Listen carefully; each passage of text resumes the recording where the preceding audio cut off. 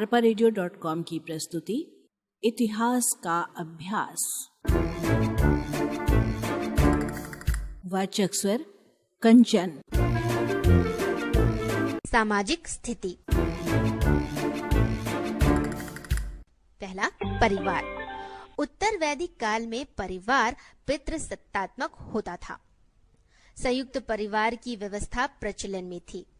परिवार का मुखिया पिता होता था। पिता को परिवार की समस्याओं को दूर करने और अपनी संतान पर विशेषाधिकार प्राप्त था। घर के सभी सदस्य परिवार के मुखिया का सम्मान करते थे और उसकी आज्ञाओं का अनुसरण करते थे। दूसरा, समाज में स्त्रियों की स्थिति। ऋग्वैदिक काल की अपेक्षा उत्तर वैदिक काल में स्त्रियों की स्थिति शोचनीय हो गई थी। सामाजिक एवं धार्मिक क्षेत्र में स्त्रियां अपना सम्मान और महत्ता खो रही थी। अब उन्हें मदिरा और जुए की श्रेणी में रखा जाने लगा था। कन्या का जन्म दुख का कारण माना जाने लगा था। अथर्ववेद में कन्या के जन्म पर खिन्नता व्यक्त की गई है। स्त्रियों को सभा और समिति में भाग लेने का अधिकार नहीं था। Doctor V.M. आमटे का कथन है कि स्त्रियों को राजनीति में भाग लेने की आज्ञा नहीं थी। वे पुरुषों की भांति सभा में उपस्थित नहीं हो सकती थीं। कन्याएं भी ब्रह्मचर्य आश्रम पालन करते हुए शिक्षा ग्रहण करती थीं। तीसरा, विवाह। ऋग्वैद काल की तरह ही समाज में विवाह अनिवार्य थे। धार्मिक कार्य को करने और पुत्र जन्म करने के लिए विवाह आवश्यक थे।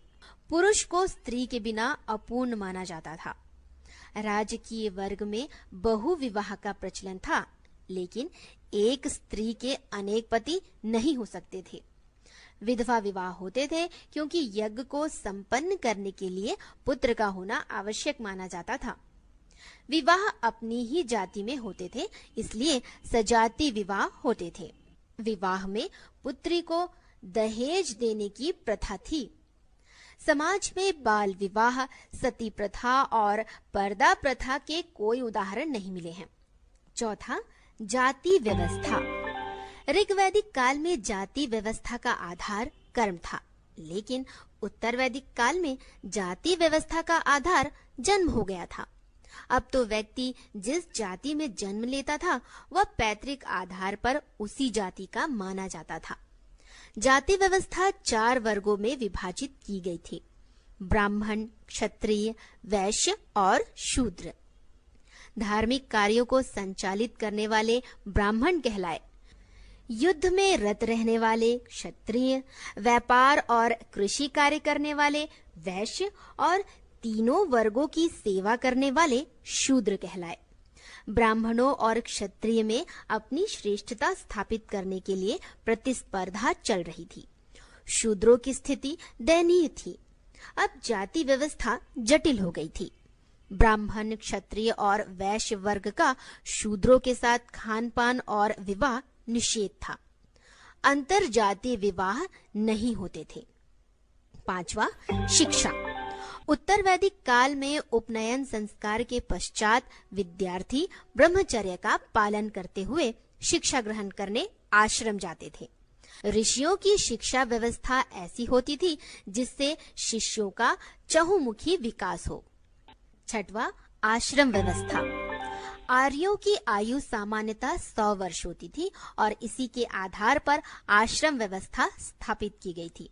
25-25 वर्ष के आधार पर आश्रम को 4 भागों में विभक्त किया गया था: ब्रह्मचर्य, गृहस्थ, वानप्रस्थ और संन्यास आश्रम। ब्रह्मचर्य आश्रम। उपनयन संस्कार से 25 वर्ष तक। उपनयन संस्कार के पश्चात 25 वर्ष की आयु तक आर्य ब्रह्मचर्य का पालन करते हुए आश्रम में शिक्षा ग्रहण करते थे। शिष्य कठोर नियमों का पालन करते हुए विद्याध्ययन करते थे। गृहस्थ आश्रम 25 से 50 वर्ष। ब्रह्मचर्य आश्रम के बाद व्यक्ति गृहस्थ जीवन में प्रवेश करता था। वह सामाजिक, धार्मिक कर्तव्यों का पालन करता था। वानप्रस्थ आश्रम 50 से 75 वर्ष। इस आश्रम में मनुष्य सामाजिकता से विरक्त होकर वन की ओर गमन करेगा। वह मानसिक और आध्यात्मिक रूप से अपने को त्याग और तपस्या का जीवन व्यतीत करने के लिए तैयार करता था। संन्यास आश्रम 75 से 100 वर्ष। इस आश्रम में मनुष्य सारे सांसारिक बंधनों को छोड़कर मोक्ष की प्राप्ति के लिए अपने को अग्रसर करता था।